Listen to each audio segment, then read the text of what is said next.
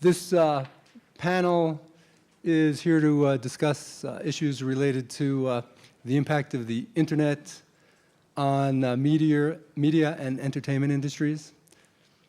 And I didn't realize that broadband was such a bigger draw than media and entertainment. At any rate, I'm still going to try to not say anything of any substance. See if we can get somebody in here. But maybe this is the audience. I'm actually used to this being a fairly hot topic. But okay, the doors have been closed. Okay, the internet was obviously going to have a substantial impact on a lot of the media and entertainment industries for, at a minimum, the fact that it lowers distribution costs of digital goods, and entertainment industry type of goods and media are fairly easily digitized. And so we certainly have seen in the last 10 years some substantial changes in the media market as it's relating to the internet carriage of its product. The industry that's probably been most impacted, and our panelists are somewhat weighted towards that, is the music industry.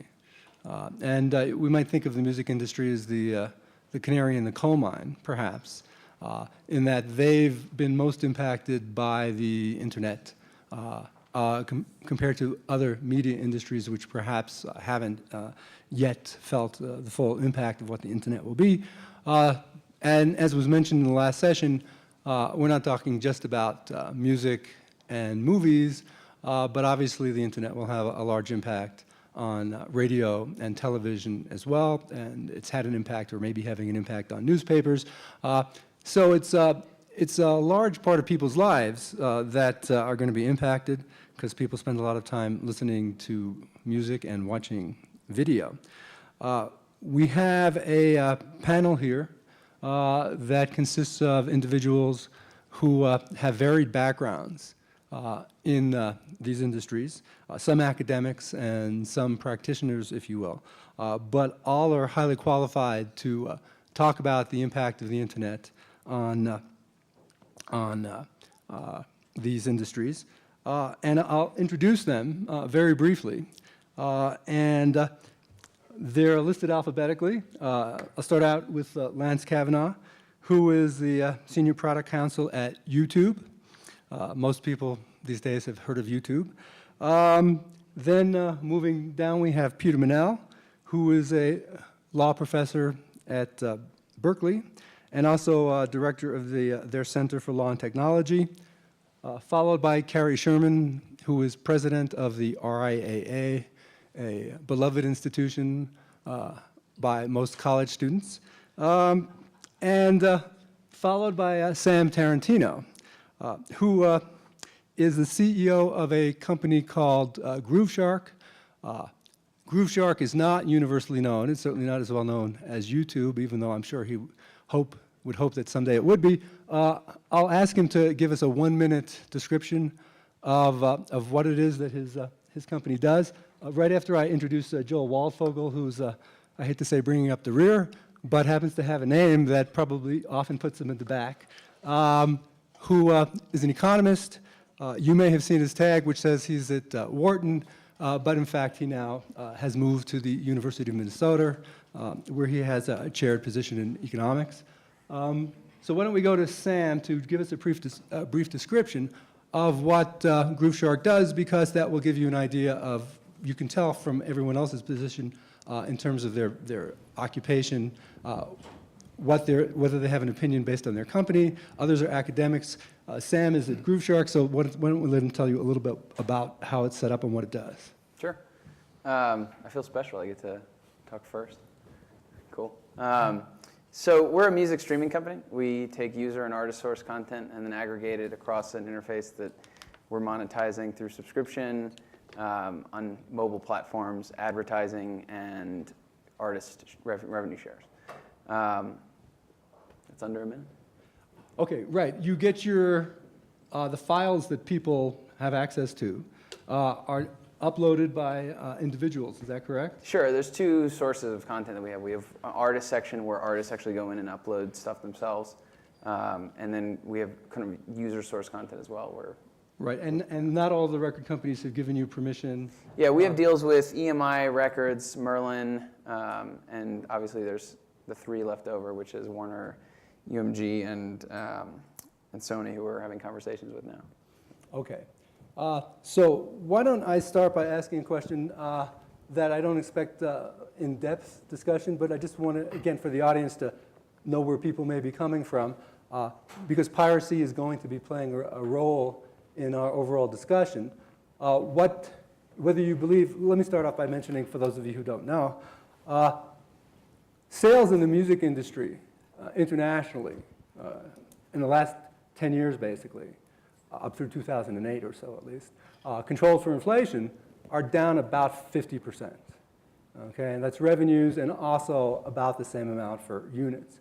This is a very, very large change, type of change you don't find in very many industries in a period of 10 years.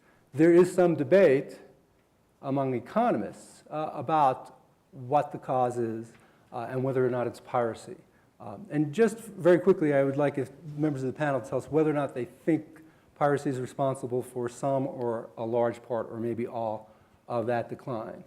Just so, again, that people have an idea of, the audience has an idea of where the members of the panel are coming from on this. So why don't we start with Joel. So since he had to go last before, and I also know Joel's done a lot of research on this topic. What do you think? I think it's pretty clear, if you look at the bulk of the studies, that the file sharing is responsible for at least some, if not most, of the decline in sales. I mean, in my own studies of this, I've found that unpaid consumption, I guess a polite word for stealing, displaces paid consumption by something like 1 in 5. That is, 5 stolen reduces purchased by 1. I wouldn't want to claim that that's definitely the answer, but I think the bulk of the evidence suggests that the answer is closer to 0 than to 1. So there's still substantial harm being done because there's a very high volume of unpaid activity. But the point I just want to lead with and maybe follow up on later, though, is if the sales displacement is less than 1 for 1, then what's also going to be the case is that there are big gains to consumers. No surprise there. Stealing benefits consumers in their narrow capacity as current consumers.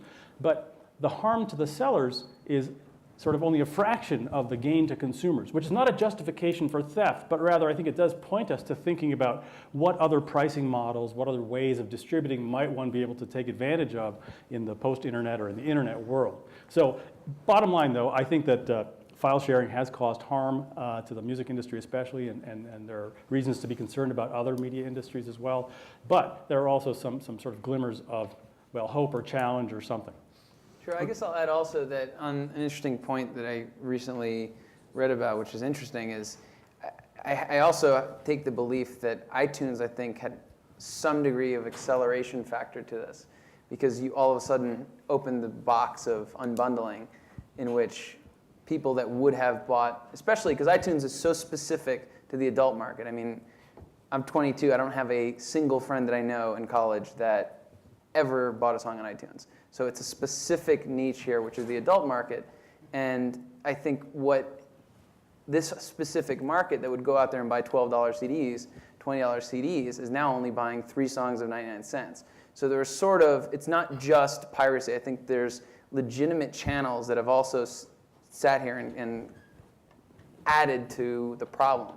Obviously, there's revenue coming from that, but it's not. I don't think it's just due to piracy. Okay, Cary must have an opinion. Well, it'd be no surprise that we think that piracy has been a very big part of the problem. And by the way, we talk about file sharing because that's where most of the studies have been done.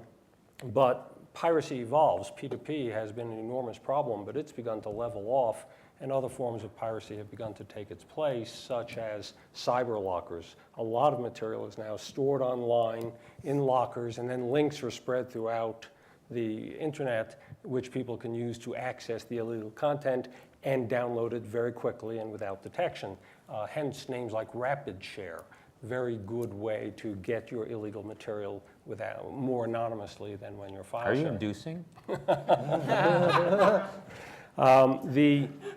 The problem, of course, is it's manifested in so many ways. Basically, if you just look at it overall, 63% of the content that's acquired now is unpaid. Whether it's legal or illegal, whether it's from ripping somebody else's CD or borrowing somebody else's hard drive, or whether it's P2P or cyberlockers or whatever, 63% is unpaid, and it's very difficult to sustain an industry where so much content is being distributed without payment. We're now at a point where, as Stan said, we're at about 50% decline in revenues over 10 years. Employment in the major record companies is down by about 60%.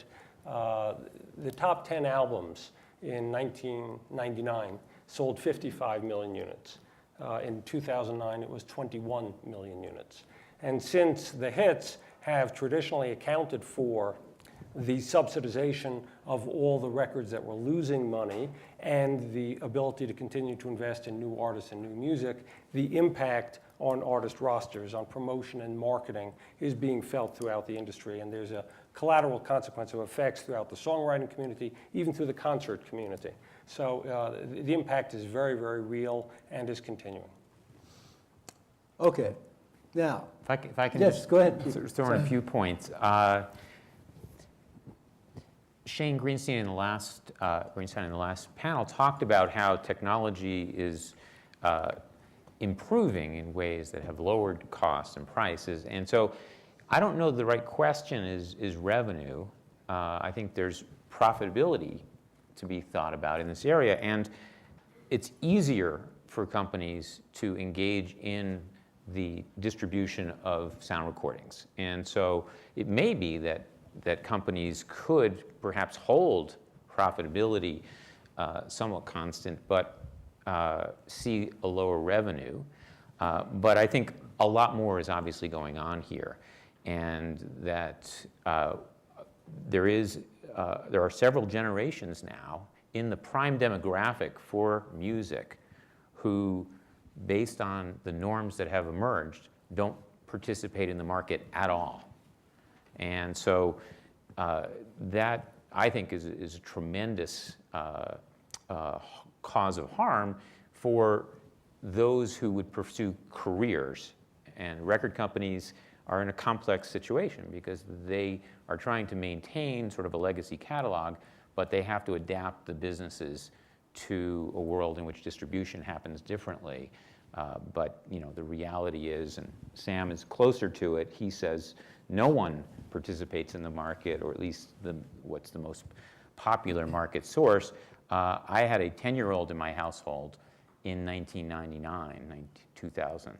And so I saw it firsthand. I mean, it was just clear that the entire social norm shifted dramatically. And I think almost all the studies, Joel's and Stan's, capture some of that. But in an ideal world, we wouldn't really want to focus on revenue. I think we'd want to focus on the ability to pursue a profitable career in this area. Well, that's a very good point, because I think when you look at the cost structures that have been involved in traditional distribution and marketing, it's sort of like trying to fit a round peg in a square hole here, where the internet is completely different. I mean, I think a hidden issue that's aggregating on top of this piracy issue is the fact that you have a whole bunch of kids that no longer listen to radio. They use their iPods, they discover content on YouTube, they discover content online. And for the most part, there's always been two halves to the music business, which is half of it is just getting your stuff known. Go to any small artist that's never been heard of, and they'll give their stuff away for free like crazy. So that's the first half, and then the second half is monetizing it. And so I think the issue that has been sort of not ignored, but it just really hasn't been brought to light, is the fact that nobody in the music business has been able to really formulaically break artists. And by breaking, I mean making them to the size of Coldplay or Lady Gaga, et cetera. And that's a big issue, especially when these labels are spending over 100 artists spending money and only one of them breaks even. If all of a sudden you can optimize that and make it more profitable by saying, out of this 100 roster that we have, we're not going to drop 95 of them, we're only going to drop 80 of them, and now we've broken even on 15 of them. So there's there's that issue as well, which I think is accelerating the piracy issue and the, and the singles issue. So that's kind of adding to the profitability point, is I think we need to look at it from that whole perspective of the whole ecosystem. Well, people have to understand that distribution, while an important cost, is not the major cost incurred by record companies. It's basically marketing and promotion, and of course royalties. Those are the major costs that are incurred. So even when you save on distribution costs, if you can't afford the marketing and promotion, which is really what record companies do best, it's discover the talent and then they put their financial and human resources behind that talent to get them out into the marketplace and get them known. You just don't have the kind of market opportunity for artists that you have had historically. 97,000 albums were put out in 2009. 81,000 of them sold less than 100 copies. 1,300 of them sold more than 10,000. That's 1.3% sold more than 10,000 copies, and 10,000 is historically a low number in this business. So it gives you an idea about the distribution skew when you don't have the ability to really highlight the artists that become the Coldplays. Sure. How much would you say that they spend in terms of just marketing and promotions over their entire budgets? Just a rough estimate. I don't really remember, maybe 30%? Yeah, it's a fairly large number, I remember. Now, we just did a case study for this artist, Tay Dism, that no one here has heard of because he had 0 plays on our system. And we, through our promotions, got him to the size of T-Pain, which is one of the largest rap artists today in the younger demographic. And that cost us $0. So all of a sudden, we can help eliminate 30% of this cost and address this profitability issue, which is get the artists heard and then create a perpetual annuity across the content. And that's how we're sort of looking at this from the bottom-up approach, as opposed to, well, we're spending, this much on marketing existing, and so we have to continue to prop up this expense structure. We're going in there through the artist side, cutting out the unnecessary expenses that allow this system to be sustainable. Okay, but Sam, I think what you're sort of saying is if you pay attention to one artist, then they get better known. And if radio stations all started to play one particular, at that point, unknown artist, that artist would then become very well known, and presumably if people like their music, they will start selling a lot. But you can't do that with every artist. Sure. There's a constraint in how much time you can spend, and you can't give everyone the big exposure. But what's the time constraint? But your point was presumably that there was going to be some efficiency that was being created that was going to allow some extra profits to be earned, given that revenues are down. And normally when revenues fall by 50% in a market, it's very hard for profits to go up. It's not impossible, but it's quite difficult. Sure. Yeah. So you're saying there's some technological innovation that's going to come, that's going to lower some other costs of making artists known, but I'm not sure, you haven't really explained what that is. Well, I don't want to sound self-promoting, but that's what we're doing. And we're seeing it just not on one case study. We're seeing it off of 20 case studies again and again and again and again. And I mean, this is exactly what YouTube is doing on the video side, which is viral videos. So why is there no viral music? Everyone has viral videos, 40 million plays in weeks. Yet artists can't do this within a music industry ecosystem. So it just hasn't necessarily been built yet, and that's a big part of our investment is in that side of things to reduce the costs. Are you investing in the artists themselves? Do you give them a stipend so that they can continue performing in clubs, writing music, rehearsing, and so on and so forth? Well, or are you just providing promotion by virtue of what you're doing on the web, but they have to fend for themselves in terms of being able to eat? Not necessarily. Then I think the ideal model for us, and what we're pushing with the discussions that we're having with the content side, is in sharing the risk of that. Because right now, the label's taking tour support. There's no reason they have to take that risk on 100 artists that probably one will break them even. We're sitting here trying to share that risk with them, saying, hey, we can see all of this consumption data and then tell you what to invest money in or not based around how good that artist is performing within a set series of circumstances. Now, let me ask you a question, which I want to follow up with Lance, because he's also in a business that has a lot of advertising. Yours is an advertising-based model, right? That's how Ads you and generate revenues? subscriptions, yeah. So the artists that you're promoting who get well-known, how much money do they wind up getting through your advertising? I mean, you is get- it the type of thing sure. that can support, the industry? And that will be my question to you after Sam goes. No, go ahead. Do you think the industry can make it on advertising? And Well, it's whereas not- it's previously been mainly subscription. Sure. where Well, I you don't bought think the it's product. just about. I don't think it's just about advertising or subscription alone. I think there's a whole component of this. I mean, everyone in the music industry says this, that once you get an artist to Coldplay size, it's easy to monetize because you can create the shoe brand based on that artist, or there's products around this. And you're looking at artists like Jay-Z. Jay-Z's a brand now. I mean, he's not necessarily an album salesman, he's a brand. And when you see these artists, like Jay-Z, like Madonna, take control of that aspect of it. And now we're seeing with 360 deals, which I think are fantastic, because that's exactly, the alignment with the artists that's necessary. These artists are brands, and I think that's what needs to be supported. Is yes, there's going to be royalties coming from us and from subscription and from various. And like I said, I'm sure people like Spotify will have their dominant markets, and YouTube will pay their components. So there is royalty revenue there. But what I'm saying is, when you look at the model of music, it's shifting from we're selling CDs to a sports model, which is Tiger Woods makes 50 million. Oh, bad example. Tiger Woods made 50 million off of Accenture or his various sponsorships. But how much is the PGA paying him? So it's moving into that model, and I don't know the answer to the question. What is that limit? How many artists does that ecosystem support? I don't know. I don't think anyone knows. I should just note that there's a lot of resistance to changing that model as it is right now. Coldplay or Jay-Z, who goes into clothing and acting and everything else, all that money is his. The record company only earns the money from the sale of his CDs. That revenue has declined precipitously, so Jay-Z is still doing fine. Coldplay will still do fine, but the record companies will not. And that's why record companies are beginning to pursue 360 deals, which enable them to become partners. If they're going to spend the money in marketing and promoting, they would like to share some of the revenues with respect to touring, publishing, and so on and so forth. But those deals are coming very slowly. There's a lot of resistance from managers who really are the original 360 partners. They're the ones who take 10% or 15% of the artist revenues from all sources.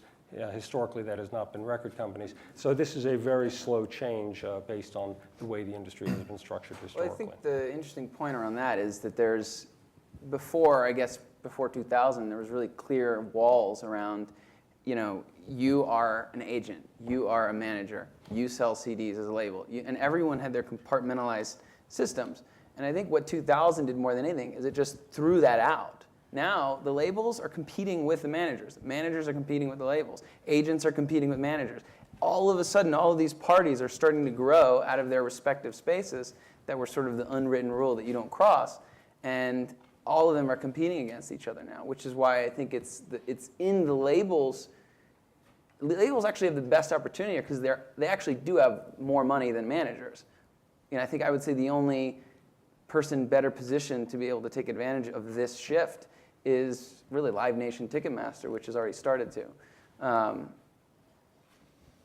Okay, relating to the source of revenues, I would like Lance to sort of give us an idea. When you have advertising based, and hypothetically, let's say you were coming from the recording industry, which had no advertising and basically sales, how hard is it to monetize? The usage on the internet, which is what we're talking about. Right. And does it seem feasible that you could replace the old revenues with advertising? From the YouTube perspective, I can certainly say that the ad-supported model works very well for our content owners. We have over 10,000 content owners, and I'm speaking more broadly than just music right now. We recently announced that hundreds of those content partners make 6 figures a year, which is a pretty impressive fact. And certainly the major music labels are a part of that, and they make more than 6 figures. But this is a broad platform that allows new content creators to make money from ads. I will say that one of the powers of the internet is that you can switch on a dime. We could move from ad-supported to a pay-per-view model on the fly. It's just code, right? So we can experiment to optimize for our content partners, but I can say that certainly ad-supported is working. Have you tried the experimentation to see what would happen if you tried not having ads and tried paying for part of it, and it Right. has failed to provide sufficient revenues relative to the advertising? Certainly we don't have the evidence back. We're working on a rental program. So we have the option for content partners to monetize through ads or just charge $4.99 for a view of the video. So more data will be coming, but we can say definitely that ad-supported works for many of our content owners. Okay. Can I jump in about yeah. charging for content? I mean, so you think about the internet, we started talking about piracy and its negative impact, but really the internet is at least two separate innovations where media are concerned. On the one hand, it's great news, zero marginal cost distribution. Even if other costs are important, certainly the ability to move files unbundled, as songs at essentially zero marginal cost. I mean, that does immediately create opportunities. If there were no change in the demand side, no change in the ability to steal, that would just be unambiguous good news, and one would hope that all kinds of new pricing models would develop.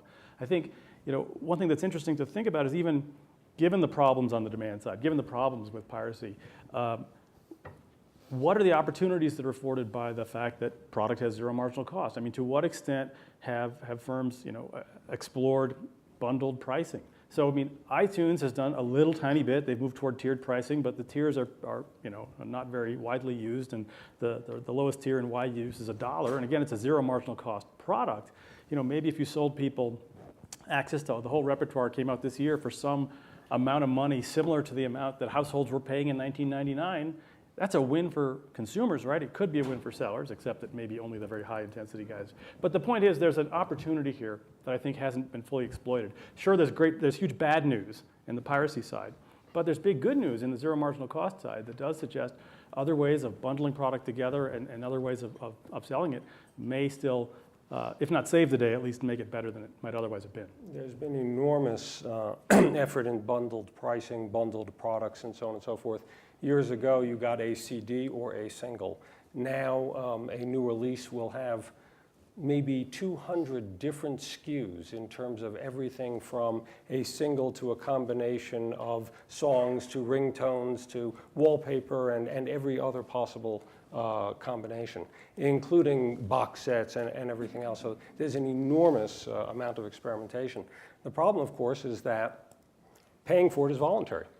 People can get whatever is put out there for free anytime they want. So it makes it very difficult, no matter how aggressive your pricing or how experimental your pricing, it's very, very difficult to continue to sell into that market when you are competing with people who can take the music for free.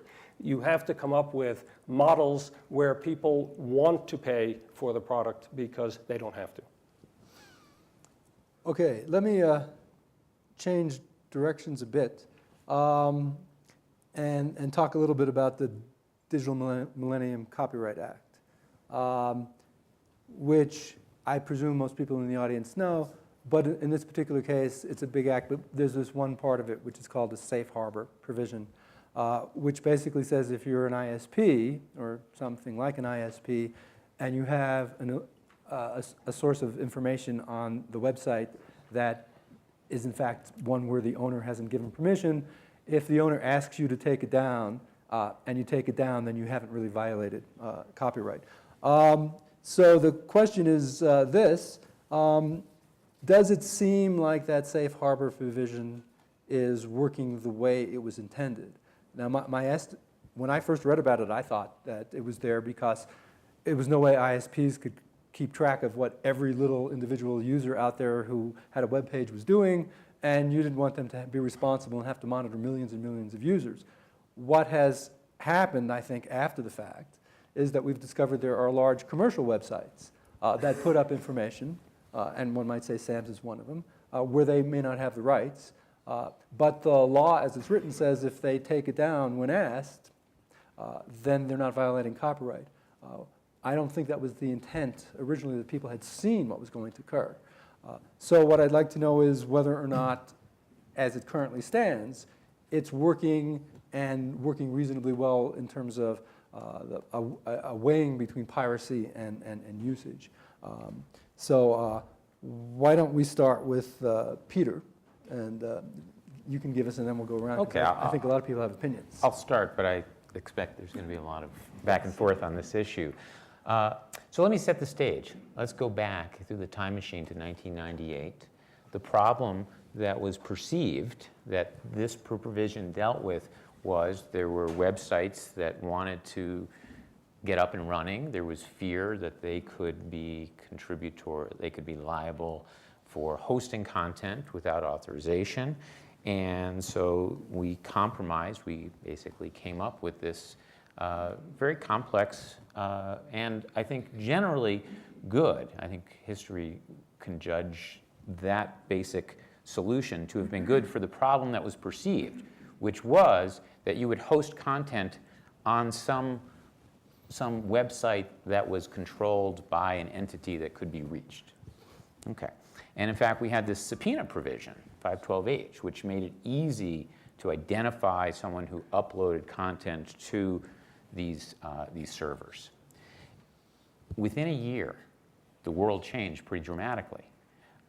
We had peer-to-peer file sharing, which I think if Congress was aware of that, would have done some things differently. I think they would have had a broader subpoena provision, because essentially what happened is we disseminated hosting to every single client computer connected to a peer-to-peer network. So that's, I think, one clear, oversight, because people just didn't know about Sean Fanning. And, it's just an accident. I mean, I think if the DMCA came out a year later, it probably would have dealt with that issue in a better way.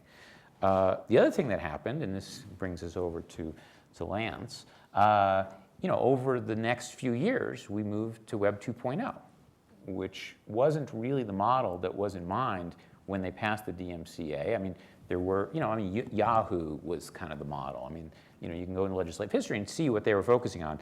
And so the big battle that we're dealing with, which his company's dealing with and VO is dealing with, is what is the knowledge requirement? When does this safe harbor kick in? And interestingly, his company has come up with a really brilliant solution to this, which is a proactive trying to come up with a good sharing of responsibility with partners. And even though the Viacom case looms large, it's a retrospective case. It's not a case about what YouTube should do. It's really whether the statutory damage provision is going to allow for a very large segment. And so I think that the business norm has shifted in a way that at least suggests that the DMCA might not be the perfect formula for today's market. Lance, Yeah, so I will definitely say that it's our perspective that the DMCA is functioning exactly the way that Congress intended it to. If you look at the US and you look at the legitimate user-generated content sites that have been created since the advent of the DMCA, the likes of YouTube, Twitter, Facebook, and many others, we lead the world in legitimate sites, and that's for a reason. The reason is that there's legal plumbing to allow that to happen, to allow those small companies to innovate without the fear of crushing liability from lawsuits, as long as they followed certain rules. So our perspective is that Congress was prescient. They struck the right balance. Everyone has a role to play in this calculus. Content owners have to identify their content and help us figure out exactly what's fair use, what's licensed, what's not. We're a service provider, and our obligation back is to take down expeditiously, and that seems to be a reasonable trade-off. Cary. This, of course, is the YouTube Viacom case, and that case is up on appeal, and we will see what happens. From the content industry's perspective, the court in that case simply wiped out the red flag test, which was if you have a reasonable knowledge that there is a great deal of infringement occurring on your site, what obligation do you have to do something about it? Or can you do nothing about it until you receive a takedown notice, and as long as you do the takedown, you're off scot-free. That will be what's decided by the Court of Appeals. under that standard, for example, I mean, Peter makes the very good point that in many ways that litigation is backward looking because right now YouTube does a great job of proactively filtering out content that has been identified as infringing. The problem is that if that case were interpreted by YouTube as it is written, they could stop filtering tomorrow and have no liability as long as they do takedowns. It really indicates that we need to go beyond the DMCA in terms of how this system is working because the DMCA isn't working for content people at all. You basically cannot monitor all the infringements on the internet. It's simply not possible. We don't have the ability to search all the places where infringing works are housed, such as cyber lockers like RapidShare. Even when we do search, we don't have the ability to search at the scope of infringement. When you try to search on Google Blogspot or on the Google search engine, there are automatic mechanisms that deny you access because you're spidering their site too much, and for legitimate reasons they don't want that to happen for all sorts of good security reasons, but it prevents you from being able to monitor for enforcement. When you do send notices, the takedowns occur pretty slowly. It can be 3 or 4 days to get something down, which really is not expeditious. And it can go right back up. The user can just repost it, and you're in the position of looking for the same thing all over again and taking it back down. We think take down ought to mean keep down. So it isn't working. Does that mean that the DMCA should be changed? I don't know. The fact is that changing the law is, for all the reasons that have been talked about in all the previous discussions, very, very rigid. Statutes don't have the flexibility that you need to respond to rapidly changing circumstances. Frankly, we would like to work with the rest of the value chain to come up with mechanisms to deal with the piracy problem we have. When content companies dealt with YouTube, and by the way, all the record companies did license YouTube and so on, and they've got this proactive filtering now and everything, it works. And it's a business relationship, and it's doing the right thing. And we want to do the same thing with ISPs and with other people in the value chain because everybody has to do something about piracy. Does that mean legislation? Better to do it, frankly, in a flexible, voluntary way where everybody plays a part and you can change what you're doing as piracy evolves, as business interests evolve, and so on and so forth. Legislation is a very limited way of getting things done. But to your question about whether the DMCA is working, no. Okay, I mean, it is an interesting question. For Lance and YouTube, you're proactively keeping off the infringing works now. Without a force of law, I mean, that's great that voluntarily things are working the way I think most people would agree makes sense. But don't we normally want, now again, I'm an economist, and so unlike the lawyers, we tend to say, well, how could things be? Very easily, and without ignoring all the costs of actually getting there. But wouldn't it be more logical to actually have the rule be that one should be looking proactively like this? And what would that have meant for YouTube at the beginning? Wouldn't that have meant that the business model would have sit on hold for a while? So the rule only works when you know what the content owners want with their content. That's the reason why our Content ID system works the way it does. We have partnerships, we have relationships with content owners who provide us their reference materials. So we can identify it a priori on our system.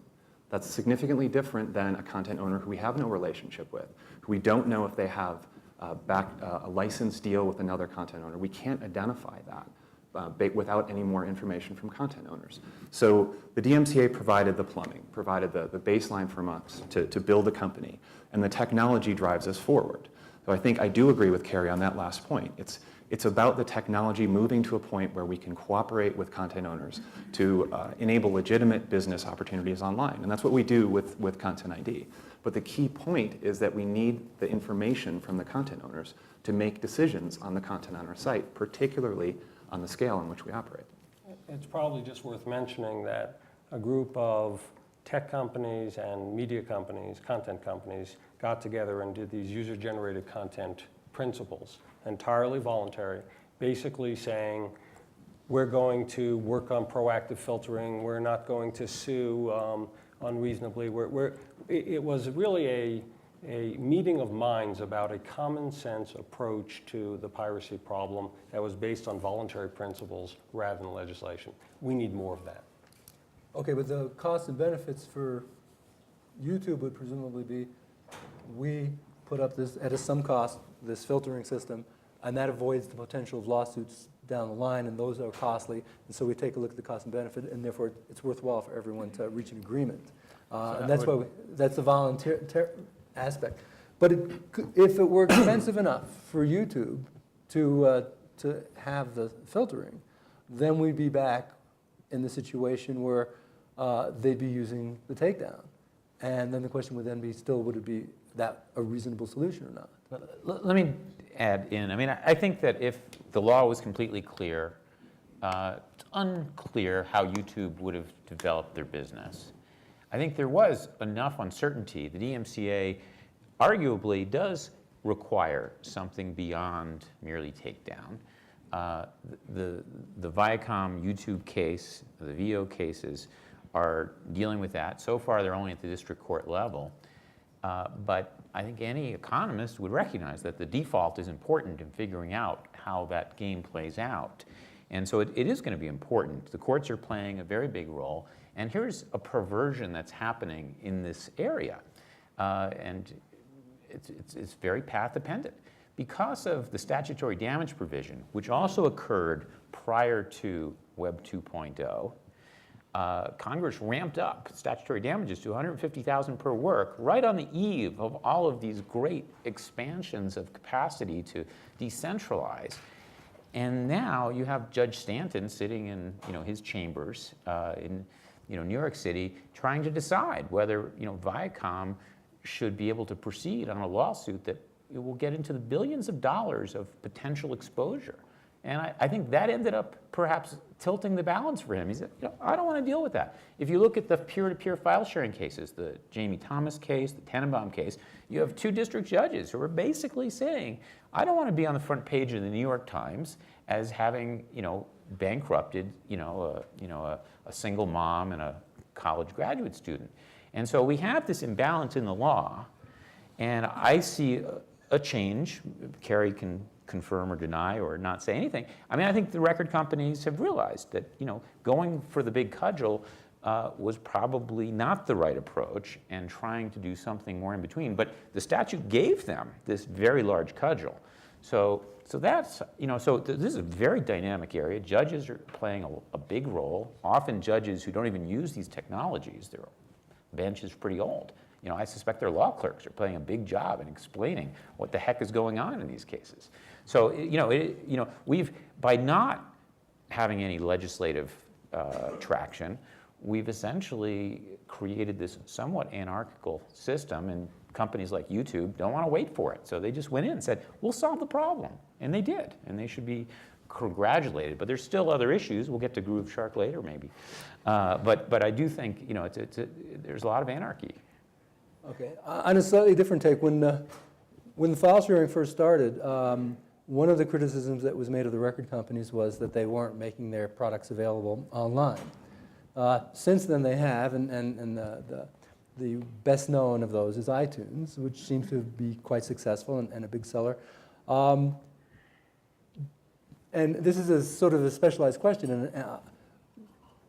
Do people think that the increase in sales of iTunes has kept the decline in the overall market from being larger than it was? Now there's one other economist on the panel here with me. I'll ask Joel if he has any intuition for whether or not things would be worse now without iTunes. Oh, I certainly think things would be worse from the standpoint probably of producers, probably consumers as well. Although, when we talk about iTunes as the problem, it's hard to think of the decline of CD sales as a problem per se. That could be an outmoded method of distributing files or music to people. So I'm not concerned about horse and buggy. I'm not concerned about particular modes. I'm concerned about whether products are available to people. And so I think that a lot of the iTunes business is business that might otherwise have been CD business, but that's not bad news, especially because it has zero marginal cost. So unless you're a trucker or a presser of CDs, you're happier now. Right, that's a good point. It's certainly possible, given the lower distribution costs, that a sale on iTunes would be more profitable than a sale of CDs. You save the costs on the CD, you save the cost of getting it to the retailer and all of that. So it's beneficial perhaps for society as well as the record companies. But at the time, it was thought that, that the sales online might be a savior for overall sales, which would be both online and CDs. And my question was sort of, has it been any sort of savior, or is it just people have switched to the more efficient form, which is iTunes, but it wouldn't really matter very much except for the extra profitability of iTunes versus CDs. The industry would still basically have the same level of sales now that it would have anyway, because piracy doesn't care whether iTunes is there or it's CDs. That's what the question was I was trying to get to. But I guess the other point, and I think others have mentioned this, is that the unbundling is very appealing. I mean, in a world where the only option continued to be 12 songs on a physical product for $15, I think stealing is especially appealing. In a world in which I can buy the one song I like, buying is, I guess, less unappealing to people who are willing to steal. So I'm still not really, I don't really know the answer to your question, but certainly a lot of the business that used to be CDs is now on iTunes. Right. I guess one of the reasons I was asking is I actually took a very shallow look at this, and I admit it's shallow. But if you take a look at the overall sales, where you take all the iTunes albums, you take the iTunes singles, and you add them up, 10 to an album or 12 to an album or something, and you take a look at the sales over time, there's no real evidence that as iTunes is ramping up, that the decline in overall sales is diminishing at all. And my suspicion is, when I look at those numbers, that yes, it's fine, and you would have predicted offhand that in the long run it will all be digital, sold over the internet, it's more efficient to do it that way, but that iTunes hasn't really done anything to deter the piracy, the decline in sales due to this other source. And that's what I was trying to get at. I think it comes back to the assumption that they're the same market. I mean, I don't think, when you look at the data, I don't think people realize that there's a clear distinction, and that age is right around 24 to 25, which is when you get a job, which is when you have money, which is when you don't want to get sued. Kids, on the other hand, don't care about any of those things. And so for them, going to get a six-pack of beer for their college party is where they're going to spend their money, not on a download. So these are two clear, distinct markets. And I think sometimes we tend to say, well, piracy and iTunes, and they're really completely separate. But when they do the surveys of who's a pirate, back in the old days when Pew was running these before the original RIA lawsuits came out, yes, there was more of it in that age group, but there was almost as much in age groups that went 25 to 35 and 35 to 45. It was a phenomenon that appeared to go across all the age groups. And in 2009, 2010, I did some studies of college students in the U.S., and about half of their song consumption was paid and about half was unpaid. And they were buying songs on iTunes. So these were Penn students. Maybe they're a little unusual, but They're a little bit. I mean, but so that's sort of, they are participating in the legal market. But the depressing thing from the standpoint of the recording industry is that the rate of sales displacement, when you look literally at songs, which are the coin of the realm now, was still about as high, if not higher, about 0.2, 0.3. Meaning, I steal 3, I buy 1 fewer. And so it's not as though the ability to buy a la carte songs somehow made the sales displacement and stealing go away. It didn't. The same problem that had existed 5 years earlier was there. Okay, off to a slightly different topic, getting away from music a bit. Movies seem like they have not suffered to the same extent that music has. That certainly, they have not had a 50% decline in revenues. Do you think that the movie industry will continue to avoid the type of decline that the music industry's had, or is it only a matter of time because there wasn't enough bandwidth to really download movies in any sort of reasonable way for a large part of the population? Let me start with Joel, and then we'll see if Lance has an opinion. Let me start with a scary, well, I'll call it a fact, but it's a finding from a study I did, so that's maybe not quite a fact. But the music sales displacement numbers, people tend to find, again, sales displacement, but closer to a 0 than a 1 for 1. In the one study that I did of US college students, again, the sales displacement rate in movies was 1 for 1. That's really scary. Now, the less scary fact was that in the US, and again, this was in some part of West Philadelphia, the volume of stealing was pretty low in movies. The vast majority of consumption was paid consumption. So the scary thing is, when the ability to steal ramps up, it could really be very devastating.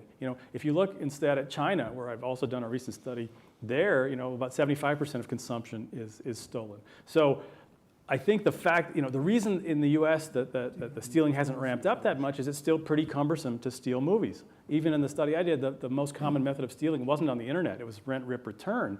But I guess, in the internet, if it becomes fast enough, it becomes easy enough to steal movie files, unless the sellers have devised ways to make it appealing to continue to pay for stuff. It strikes me as a very scary possibility. Go ahead. I'd like to focus on one component of what you just said. I think there's an interesting question of timing here. In the case of movies, there appear to be many compelling marketplace alternatives to get movies through iTunes and through Netflix and through some others that may not have existed when in the late 90s for music. So I think timing needs to be considered here. We certainly don't have the answers, but it looks like movies may be different, at least in that respect.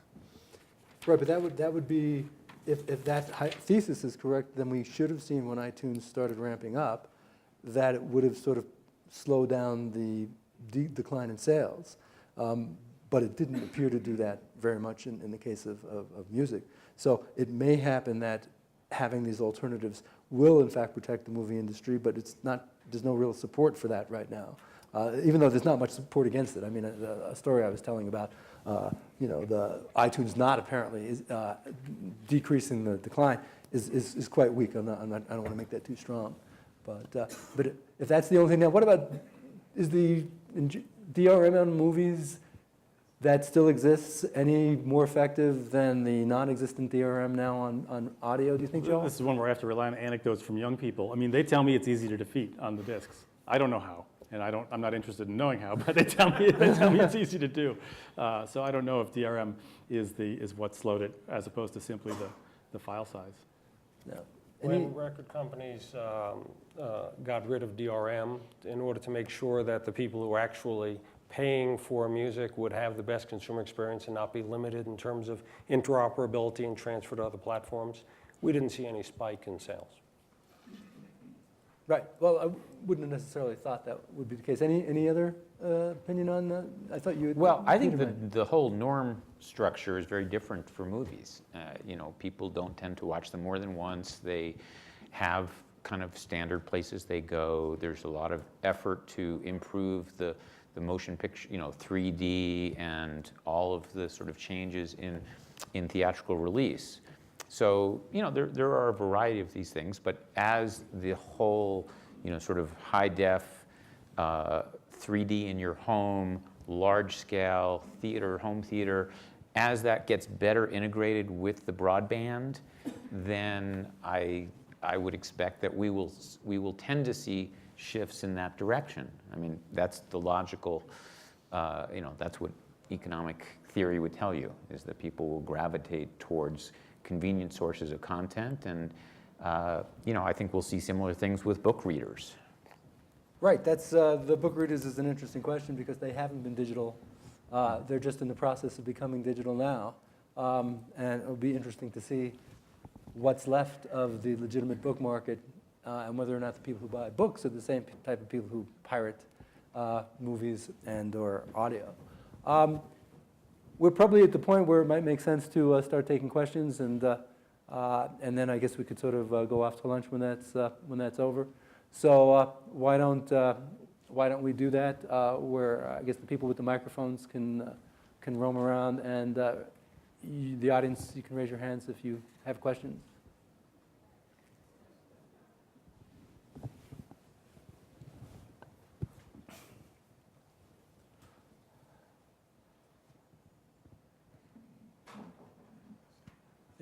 Thank you for the discussion, which has been very interesting. This may be a really naive question, and so please forgive it if it is, but is there any thought about and work being done to strengthen the social consensus about the moral element, that people who produce content have a property interest in it, and that even if it's easy to do, content shouldn't be just readily and easily stolen? Because it seems to me that only if that kind of social consensus can develop is there any hope whatsoever of staying ahead of the technical capabilities which will increase to move, as they should, to move information from one format to another. I think you're exactly right, that what we need is a cultural shift more than almost anything else. Efforts that have been made on that so far have pretty much fallen flat. When this first started back in the late 90s, early 2000s, we retained all sorts of well-known, highly regarded, very creative PR firms and other kinds of opinion formation firms to help us figure out how to get across that message. Every one of them seemed very good, and then when you tested them, they did not resonate at all with the audience. And we have just come to the conclusion that there is such a cultural divide here, as Sam has been talking about, in terms of especially young people simply feel that there is nothing wrong with taking somebody's creative work. They think that they're doing them a favor. They think they're helping to promote them. Maybe they'll go to a concert and do them a favor that way. They wouldn't have gotten the money anyway from the record company. You know, every possible justification to not look at it as theft. We have talked with educational institutions about sending this message. And by the way, this is not just about copyright infringement. This is about activity online. We need entire curricula at schools based on what is appropriate behavior online. Cyber ethics is a course that really isn't taught much, but you know, everything from cyber bullying to identity theft to all sorts of other activities online that people think nothing about, they don't realize the consequences of until it's too late. There's very little in the way of education about that. We have wanted artists and directors and other opinion leaders to speak out. You may remember what happened to Lars Ulrich of Metallica when he spoke out. They had CD burning parties where they literally had bonfires on university campuses and people threw in their CDs to protest his view that it was not right to take his music without paying for it. So artists are reluctant to engage. We need for people to begin to speak out. Some people have begun to. The manager of U2, for example, has been very public about saying, this can't continue this way. Artists are not going to have an opportunity. U2 would not be U2 today, but for the investment made by record companies in the past. We need to have a cultural shift. But this is going to be a long time coming, and how we're going to get there is not at all clear. Well, I think the problem with changing cultural aspects of things is I don't think you can change culture. I mean, that's like telling the 60s generation that they shouldn't smoke pot or do LSD at these concerts. This was part of the culture. It's ingrained in how this generation has grown up. And not even, I mean, forget, I feel old already at 22. Forget, 12 and 8-year-olds. My little brother is like, already on all of these sites. So it seems to be progressing more and more. And I think the issue with the moral issue is that there is no moral issue. Is that a lot of this generation doesn't feel that it's doing anything wrong. The same way the sort of Vietnam generation didn't think it was doing anything wrong either. In the 1960s, people saw nothing wrong with littering. In the 1970s, people saw nothing wrong with smoking. How many people are smoking well, it's probably illegal, but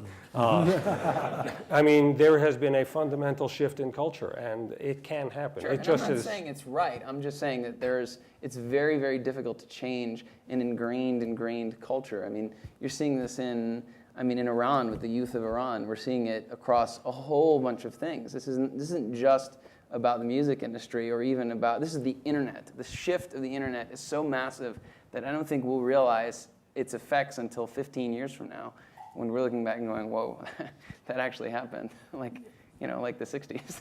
Yeah, I do agree with Sam on this point. My experience in the classroom is that many students just think it is absolutely the correct thing to do to engage in file sharing, that there's nothing wrong with it, it doesn't harm the artist. Many of them will claim that they think it's beneficial to the artist because they'll say, well, I'll go out and buy more of their albums after I've sampled them or Or they something go like to that. the concert and then Right. I think they're supporting them. And I gave a guest lecture for another class, because my classes, I don't have too many of those students, they're generally MBAs. But it was an undergraduate class where I wasn't talking about whether it was right or wrong, but whether or not it had a negative impact when students engaged in file sharing. I had the whole front row of kids dressed as pirates. And there were about 70 of them in this room, and they were very articulate, and they were very animated. But it was very hard to convince them that there was any harm whatsoever to the industry. Now, they can say they don't like the industry, they don't like the record companies, but they wouldn't even admit that there was harm. If record sales were down, it had nothing to do with their behavior. They were sticking with that, and they didn't care what the numbers were. And I think when you have that type of attitude, yes, maybe you can change it, but I think it's a very hard thing. And what's so frustrating about it is that these are the same people who think that if you cut down one more tree in the Amazon, you are going to destroy the rainforest and the world ecology forever. But downloading one more song, no problem. Okay, there's over there. I just had a comment about understanding social mores and changing them, which I think is really important. But I also think that more work should be done at actually understanding what young people think and the way that they're behaving, because I frequently find these conversations are somewhat despondent and somewhat superficial, and that there should be more research into not just behavior, but also developing social mores in the younger generation. What do they value? They have values. They have standards of conduct. They may not be what you and I would consider to fit within our framework, but they do, and they are evolving. And I think there needs to be a dialogue between policymakers, lawyers, and social scientists to understand that better, because changing social attitudes requires better understanding, not just sort of superficially attacking young people for being immoral. The other thing is, and this came up, Cary, I'm glad that you pointed out that social change, attitudes do change. I don't know what caused people to think of smoking as not being socially acceptable. It may not have been criticizing smoking, but it may have been a number of other factors. My question to you as far as business models, though, is do you need piracy or theft to be reduced to a certain level before new business models are possible? Is this, a point at which if we cut it in half, it's doable? If we cut it, by a third, it's not doable? The discussion seems to have two important components, reducing theft, but also pouring energy into alternative forms of distribution and actually creating value. Is it a chicken and egg problem? We've always regarded doing something about piracy to a level which is sufficient, excuse me, to just allow new business models to take root as being the objective. But the companies have expended enormous energy licensing entirely new business models in an effort to find some kind of sweet spot that will encourage consumers to pay. We're going to be with piracy and with new business models for a very long period of time, regardless of whether piracy ever goes down. But there still hasn't been the kind of take-up in the legitimate business models that one would hope for. There is a search not only for new formats that, for example, there's a format called Connected Media Experience, which would make, instead of an album being a static experience, it would be an interactive experience where new content is constantly being provided and so on. Tour information is being provided about the artist, lyrics, album art, and so on and so forth. A music video of another single on the album is created 2 months later. You automatically get it. So there are opportunities to try and use the internet to make music more interactive. There will be efforts to find business models where piracy becomes largely irrelevant, such as bundling through devices or bundling through access models like ISPs and so on and so forth. So you're monetizing consumption even if it isn't one for one. So there are going to be a lot of searches for that. But those will go on regardless of what kinds of messaging start occurring with respect to anti-piracy. By the way, there has been some study going on right now about what kind of messaging works. And the finding is that it relates only to the self-interest of the individual.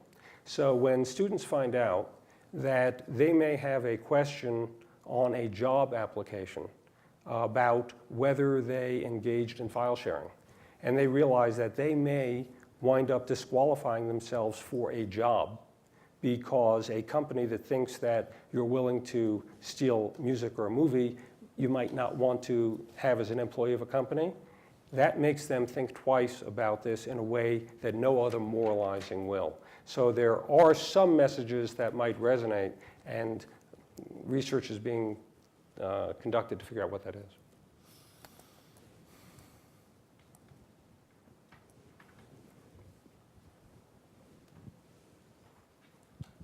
Hi, Declan McCullough from CNET, part of CBS. A question for Cary Sherman. You wrote a letter a few days ago on the to Google CEO talking about the Google Verizon net neutrality proposal, and you said that broadband providers must, quote, take measures to deter unlawful activities such as copyright infringement. What exactly would you like them to do, and what new laws, if any, would you like to see?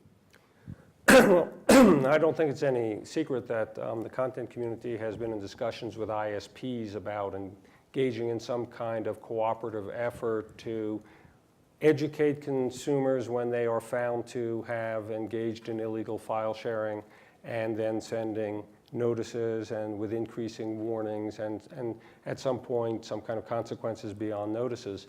And those discussions have been productive. There has been more of a recognition by ISPs that they don't want their pipes used for illegal purposes, that bandwidth is being consumed that could be used by legitimate customers for lawful purposes, that is being consumed for illegal purposes. So we're working on things like that, and we want to extend that kind of relationship not just to ISPs, but search engines, payment processors, advertisers. The fact is that you have all these illegal sites because they're making money off them.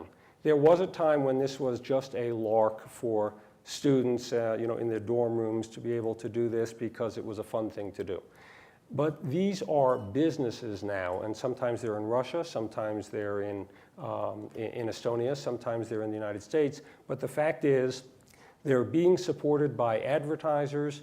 I am sure that AT&T doesn't know that they are being advertised on LimeWire, which has been declared to be illegal. But their ads are being placed there by advertising agents who will just place them anywhere. Payment processors are basically processing Visa payments, 10 cents an album at all of MP3, now operating under a different name in Russia. If Visa weren't there taking their money for them, they wouldn't be in business.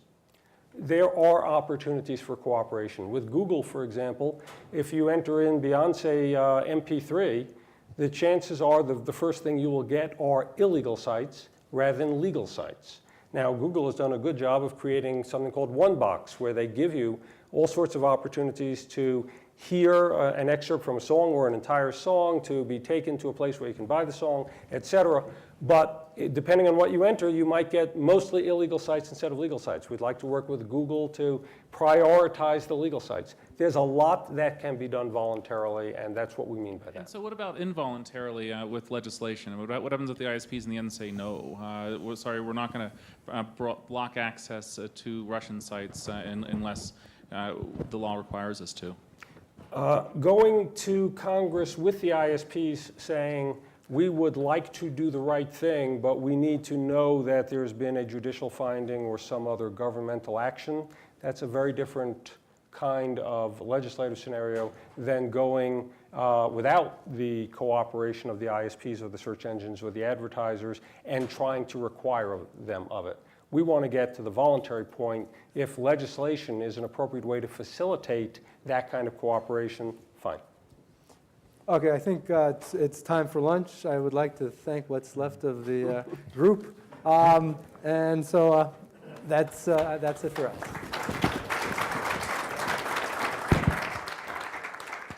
Lunch is in the Aspen room, which is off the